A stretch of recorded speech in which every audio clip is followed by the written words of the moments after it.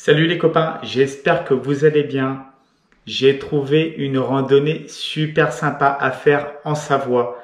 Alors si vous aimez bien les lacs, la nature et les marmottes, ce lieu est fait pour vous. Il s'agit de la randonnée du lac du Loup, situé au Ménuire. Si vous voulez découvrir ce que la nature a de meilleur à vous offrir, suivez-moi. C'est parti! Direction le lac du Loup, générique!